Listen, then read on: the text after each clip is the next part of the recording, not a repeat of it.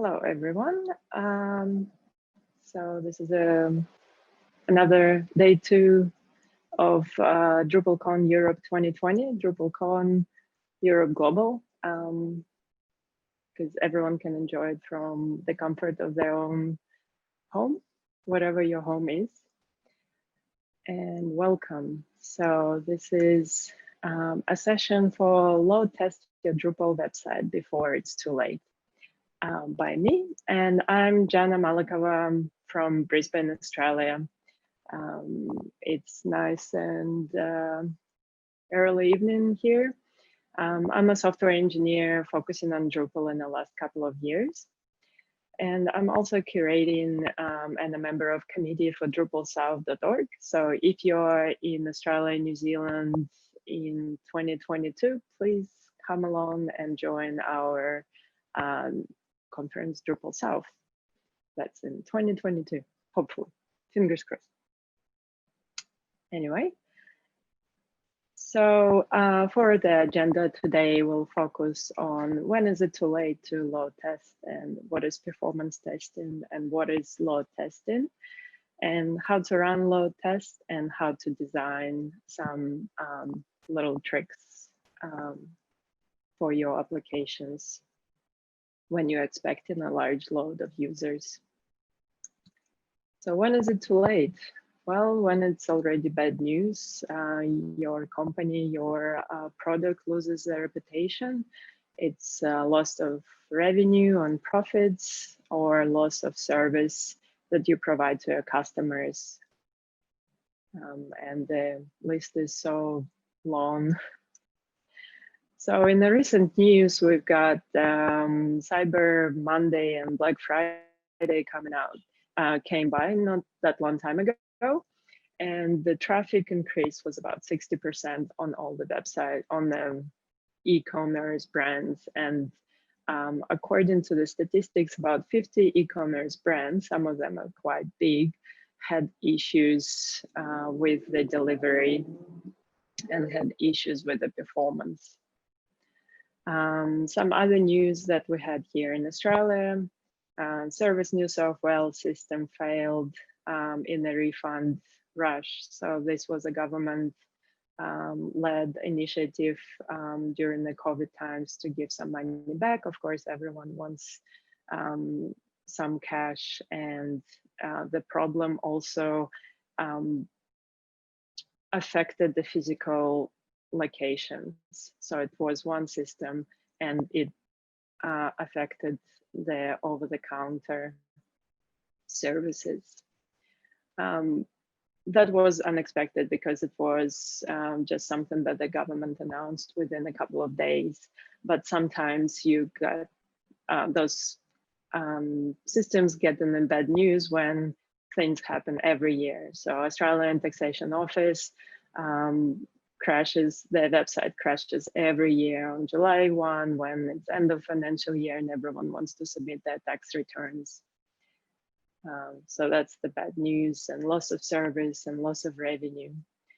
So this is already a bit too late to do the load testing, but still we can plan for next year. So we'll go quickly through what performance testing is. So performance testing is part of non-functional requirements for your applications. It's the same, it's not what the system does, but it's the quality attribute of the system, the same as the security or maintainability.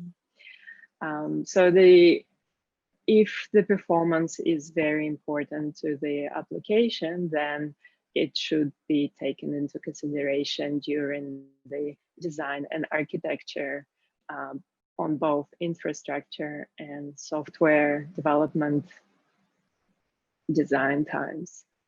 And performance testing is really difficult, expensive, and time consuming. So you have to put enough budget for it. So there are different parts for performance testing. So load testing is verification that the system performance has good performance or under a steady increased load. So the response time, so for example, the user case would be response time should be under 4 seconds when we have from 0 to 10,000 concurrent users, increasing by 1,000 users a minute. The load testing also, with the right tools and with the profiling of code, can help you discover any issues with your application and find where you can optimize your code, and also help to set the service level agreement as well of how many users is a really good load for that system. Then we'll move on to stress or spike testing. Is actually how many users will it take to take down the system, 10,000, 100,000, and so on. And what will the users actually see in the end? Are they going to see the white screen of death, or are they going to see some sort of virtual queue implementation, and so on and so forth? So the recovery testing is also part of the performance testing. Is how fast can you take take back your infrastructure back online. And the scalability testing is how fast to actually test if your system scales up or down automatically, if you have auto scaling on, or if you add additional application server, then it will actually take a load of your whole infrastructure, and then you can support more users. I think I skipped a bit. So endurance testing is how long can the 10,000 concurrent users actually hit your system. So you can actually test that for 10 hours straight. We can say with 100% that the application can sustain and the response time will be under 4 seconds. And the next type of testing is a volume testing. So this is where you test a large amount of data. Can user query 10,000, 100,000, and 1 million rows of data? Can they import that data, or can they upload and process or download 10 gigabytes of data? So that's hello YouTube and hello Netflix. This is where it's important. So now that we know that what load testing is and what performance testing is and what kind of information we're trying to gather and what sort of tests we're trying to run, let's check with our hosting provider. If you are on shared hosting, be very careful and check with them first. Some shared hosting infrastructures do not allow load testing. They consider it to be maybe an attack, also because they use resources with other public systems or other users. You might take down their infrastructure as well, because they use shared load balancers, shared database servers, and stuff like that. Some hosting providers don't even allow if you have your own dedicated enterprise level hosting, and some are really good, and you can submit the ticket and they'll help you to deal with that. So ask one of the DrupalCon sponsors in their booths, how can they help to run the load testing for you, so that you can be 100% sure that you can, your application can get 10,000 or 100,000 concurrent users with no problems. Because sometimes when you pick which hosting you want, which plan you want to go on the hosting, they can be a bit misleading. It's like 500,000 page views per month or 4 million page views per month. It's a bit misleading in terms of 500,000 page views per month is like 12 page views per minute, which is really not that much. And if you can't do that on your actual infrastructure, then you can always just have the best guess or close enough environment in your own VM on Azure, AWS, or GCP, or anything like that. It's of course not 100% accurate because it's not optimized. It might be just more of a developer environment, but it still can expose performance issues and some coding issues that you might have in your application. So how to do a load test? So step one, we need to know what are we doing, what are we testing, and how do we actually see what's happening on the server when the user hits the server. So when the user hits the server and the server falls off, what actually falls off? So we need to set up monitoring and profiling. So you monitor for CPU, for memory usage, for database throughput, for any PHP errors that you might have, and so on and so forth. So there are special tools for that. There are available tools on the server. There's SaaS tools for that that will profile your whole infrastructure if you have cloud infrastructure, on-premise infrastructure, and so on. So it's New Relic, Datadog, Blackfire, the list goes on. So some of those tools are quite expensive as well. That's why that I said in the beginning that you need to set up a budget for that. So once you set up the the profiling and monitoring, let's pick the testing tool. So there are also quite a few tools, and some tools have different, are very, very different. So there's protocol level tools and the browser level tools, which I'll talk next. And you have on-premise tools and your software as a service tools in the cloud that can actually run in the multi-cloud environment and the multi-region, so they can hit your application with all sorts of traffic from anywhere in the world, which involves a lot of setup time and scripting, and you can use your own resources or theirs resources, and it's also a big budget spend. So be careful. But looking into just on a basic level, protocol level tools, it's a single request tool. So what they do, they just do a curl, and they have a whole infrastructure set up around it just to monitor how long this curl takes, and are there any errors, and calculate the analytics and things like that. So if you're using the protocol level tool, so you'll need to script all your requests.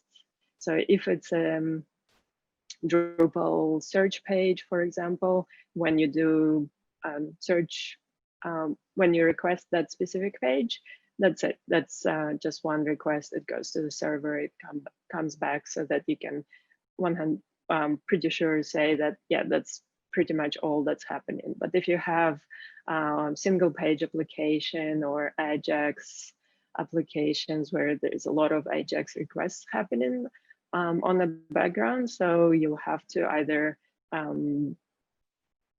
create requests for each one of those endpoints or use the browser level tools.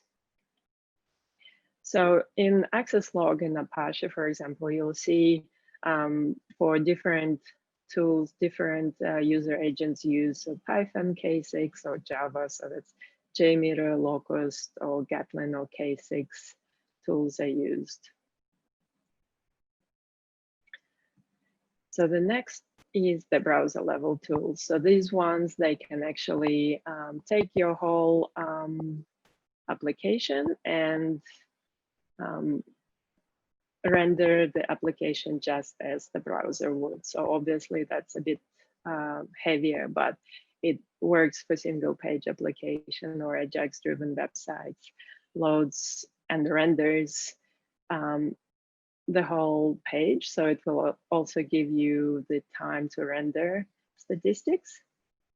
So there are a couple of options here, Selenium or software as a service tools like Flood.io, LoadRunner, and things like that.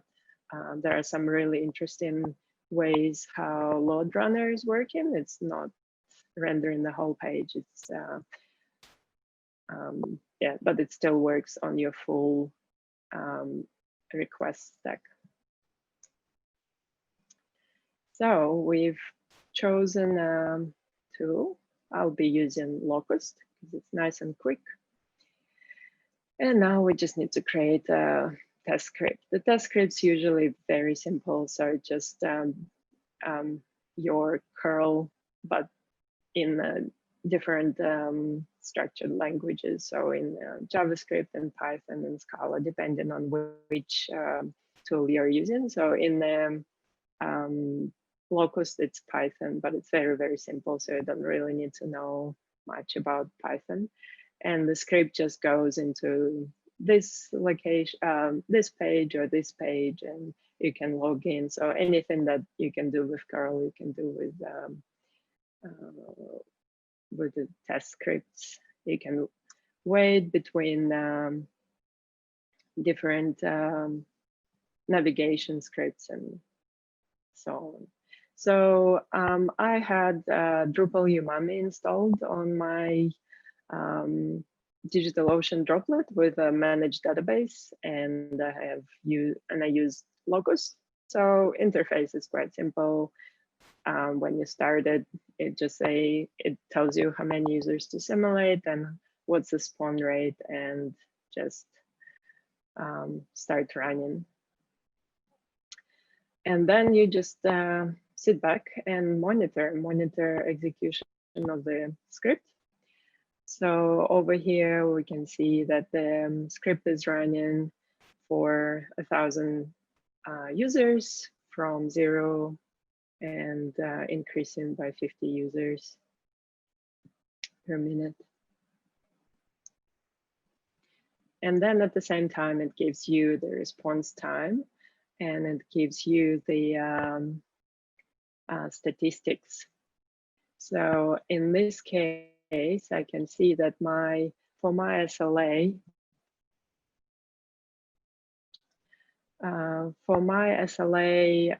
of 4 request response under 4 seconds, I've got 700 users. And then over at 1,000 users, you can see the failure starts. The failures are timeouts and so on and so forth.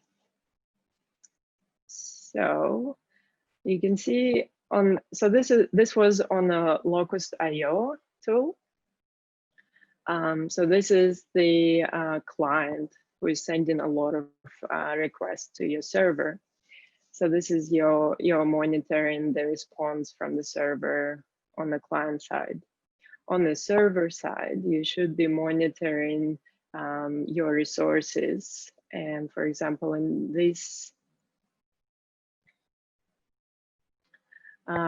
this case, we're looking at the CPU usage.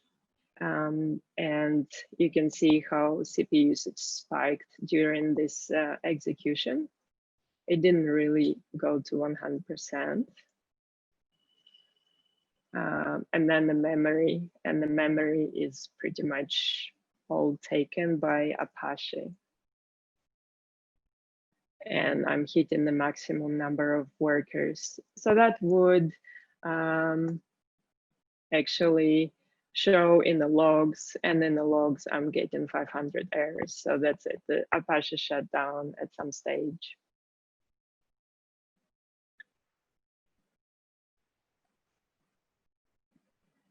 So the Apache would shut down and then restart. So that's my load testing says that, okay, I can maximum hold on to 700 users doing similar thing, although this droplet did not have any caching or any optimization done to it. So it's just more of a development environment, but you can sort of estimate from that amount that, oh, if you add caching, you might get to 20% increase in the users, but that's the limit.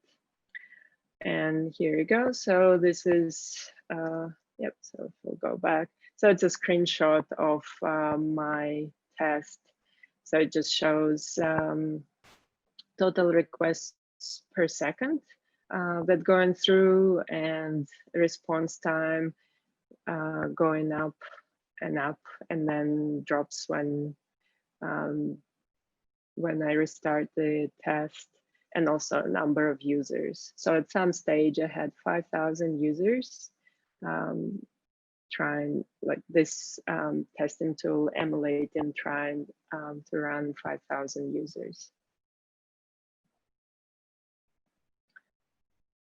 So this is the Locust IO testing tool. There is no Drupal module for it. You just install it yourself on your environment and you run the script. You provide the host URL to that script. You provide the host URL to that script and off you go. So then you just need to make sure you're monitoring the resources and things like that.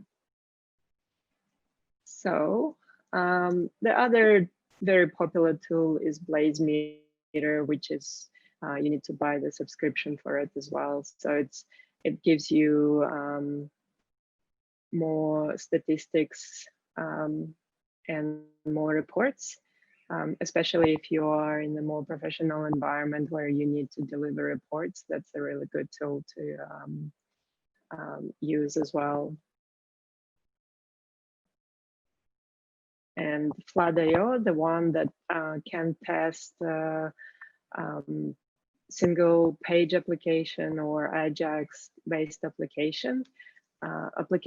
That's also just a view of how it looks when it shows you how many users it goes through. So at this case, we for a free account, you have a very limited number you can say. So here's that we have 47 users, and how many, what's the fail, like at this rate, we don't have any failures because it's quite a small number of users at the same time. And LoadRunner is one that is very popular in the industry as well.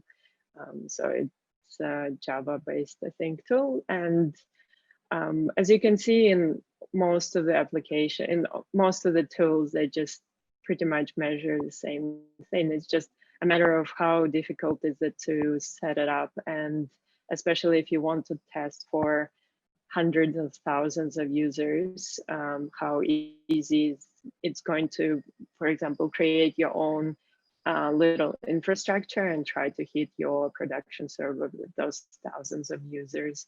And some of those tools actually integrate with your monitoring or profiling software installed on the servers, and they can actually say that, oh yeah, we have at 5,000 users, we had 30% CPU, and the PHP rate, error rate was that, and we had long running operation of this particular function in Drupal. Like in New Relic, you can drill down to which function was the culprit of the slowdown. You can find it, and maybe you can try to optimize it or minimize the damage. So moving along to the designing for the high loads, we've got our standard optimizations, enabling multi-level caching from database to your Drupal views and blocks and pages and things like that. So that's one way to do that. And you can enable image, JavaScript, CSS optimization, and use lazy loading. For search, use indexers and use content delivery network, CDNs, put the always online flag on, and it will actually save your that page, especially if it's more of a news page or article pages, and they will be available for some time while your website is down if you need to fix it. Also develop specifically for Drupal, disable unused or dev only or UI modules. Use syslog instead of dblog and so on and so forth. So these are very standard optimization or sort of production guidelines going to production. But besides that, if you have any CPU intensive or long running tasks, try to offload them to another thread or another service. Try to create the synchronicity so that if your user needs some sort of huge PDF report from all this data that you have on your portal, just send a message to internally to the queue saying, okay, this user needs this report. Some sort of process picks it up, creates it. It can be serverless, it can be on another server altogether. And then when it's ready, your user is being notified that, hey, it's ready to be downloaded, so that they can see that they don't sit on the same thread as your application. So that's one thing. Same with big data queries. You can use to reduce I/O, you can use in-memory storage, indexing, things like that. If you have third-party integrations, be very mindful of the limits of that those integrations can have. Salesforce and Stripe, for example, have limits. So Salesforce has 100,000, depending on your level of subscription, it has 100,000 hits per day. So that's not much, especially if you have 5 million people suddenly decided to go to your service and get that refund. So monitor the usage of your third-party API, and maybe there is a way to batch multiple requests that it doesn't have to go in the real time. Also, Stripe has 100 write operations per second. So if you're over that limit, or if you're getting closer to that limit, maybe there's follow the instructions on how to avoid rate limiting so that you avoid your system. So if they rate limit you, your interface to the API will slow down, which will slow down your server altogether. So just really make sure that your third-party integrations can actually have this load. And then if you know it's the 1st of July and the financial year or Black Friday sale or what have you, scale up before the big event. It's easier and cheaper than not to sell, not to be open basically. And always have your resource monitoring and your alerts so that you can see what's happening. Another thing to implement is like ticketing systems is the queuing software. So yeah, everyone, whenever we will be able to go back to the stadiums and concerts, there's so many tickets available. There's so much connection available to Ticketek or Ticketmaster or any other ticket selling software. So so many connections available. So that's the way they'll have to deal with it. So rather than putting the sign that the website is down. And then whenever you finish your testing and you know how to scale up automatically, specifically, or how to implement the queuing systems, and you know 100% that no matter how many people come to your website, you'll get into the good news. So we had here in Australia, GovCMS is Australian distribution for Drupal in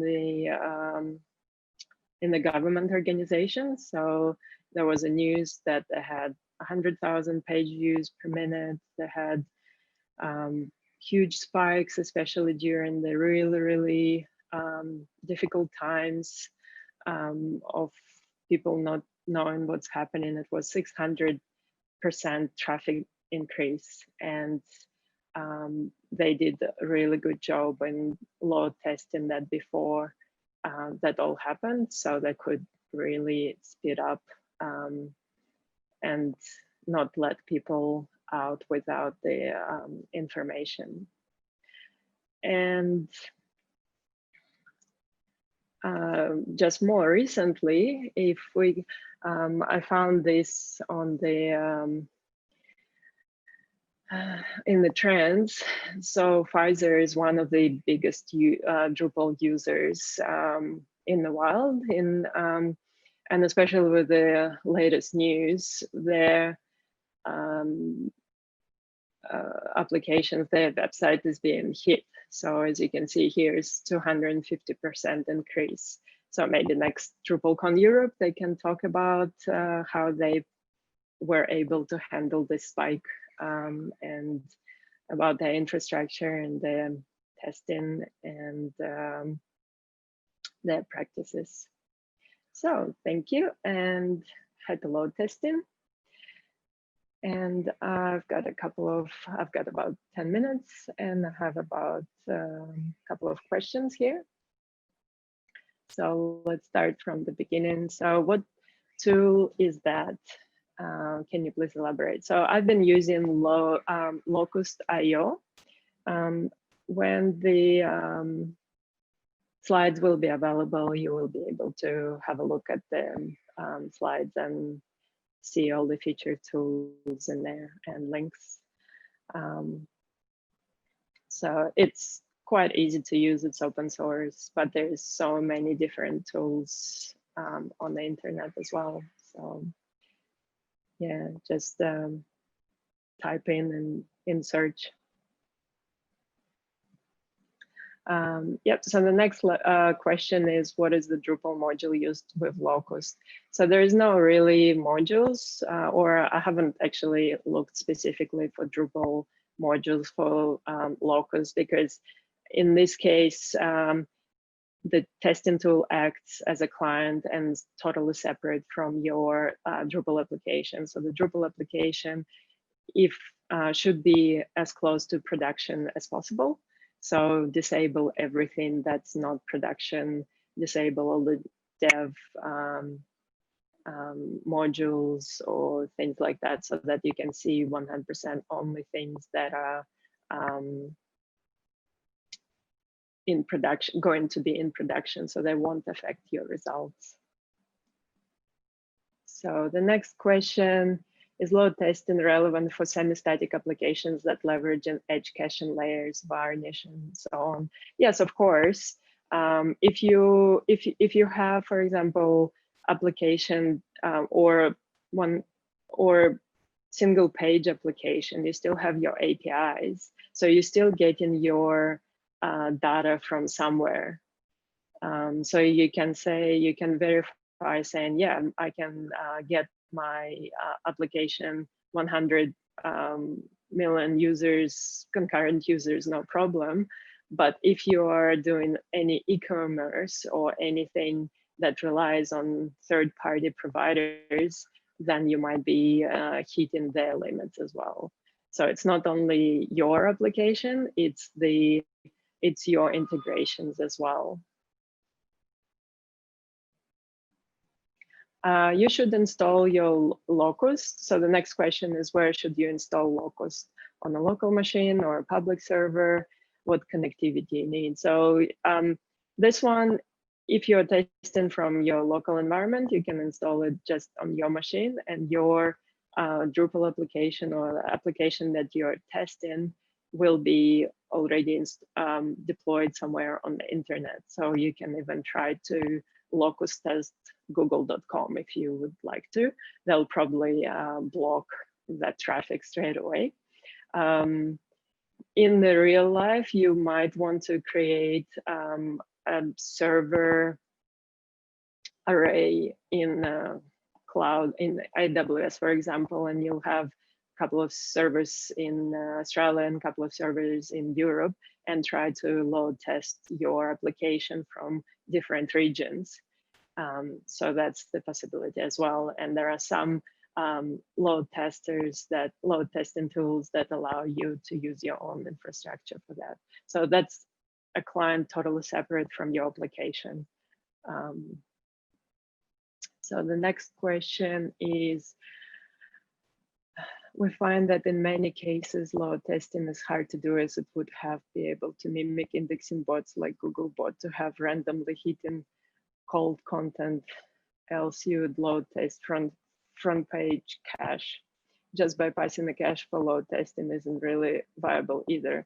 How would you go about in creating a viable test for complex sites, partially bypassing cache? This would be nice to replay access logs and just multiply the amount of traffic until you run into issues. Then analyze New Relic and so on and so forth. Yes, in a nutshell, yes, it's very, very difficult to do the load testing, very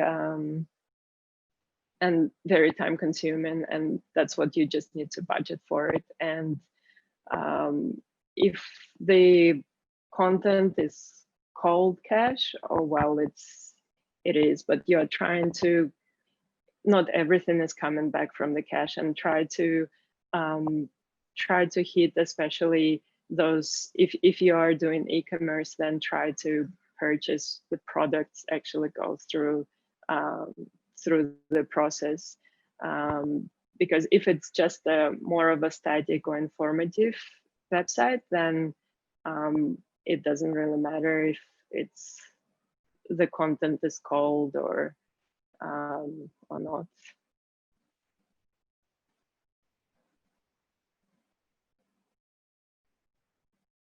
What is the best way to integrate the performance test into other tests or directly on production environments? The best way, of course, is to test the production environment, but you would have to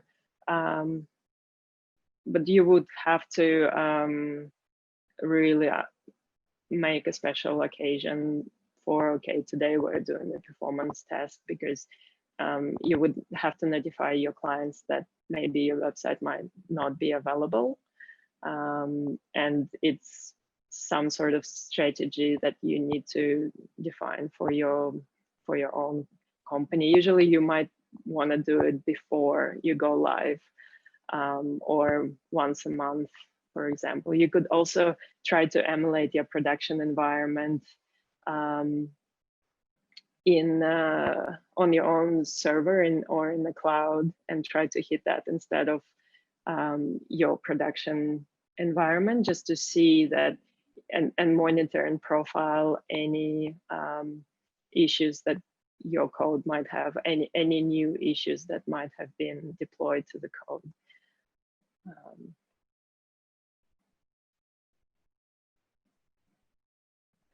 Which tool did I use to have statistics about the overall machine load and Apache load? So these are all coming from top. Let me have a look. And they were collected.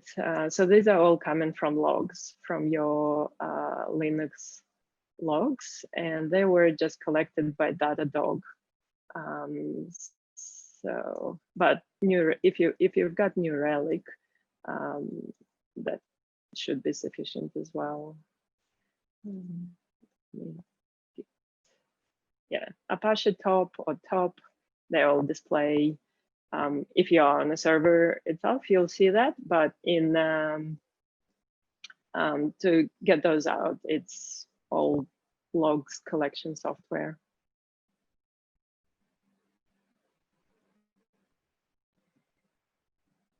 can we test in local environment by localhost? Yeah, you can have your Apache running locally and just hitting your local host and see how long your local Apache will last. And do you think there is a place for a new tool where it's just like with JavaScript libraries, there's always a new library popping up. So if you've got a better tool, then it's no one's is having a limit of how many tools you have, and this is not the full list of the tools. There's more and more of them available.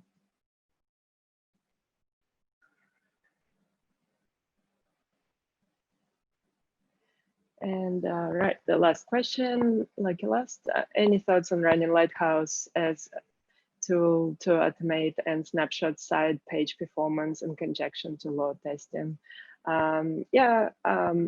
Lighthouse is a great tool, although it's not really mature yet. Like I was trying to run Lighthouse in the command line just to get some statistics, and it was really it was maybe half a year ago, and I wasn't really working all the time, or it would just time out every now and then. The same as Cypress IO for snapshotting the whole page.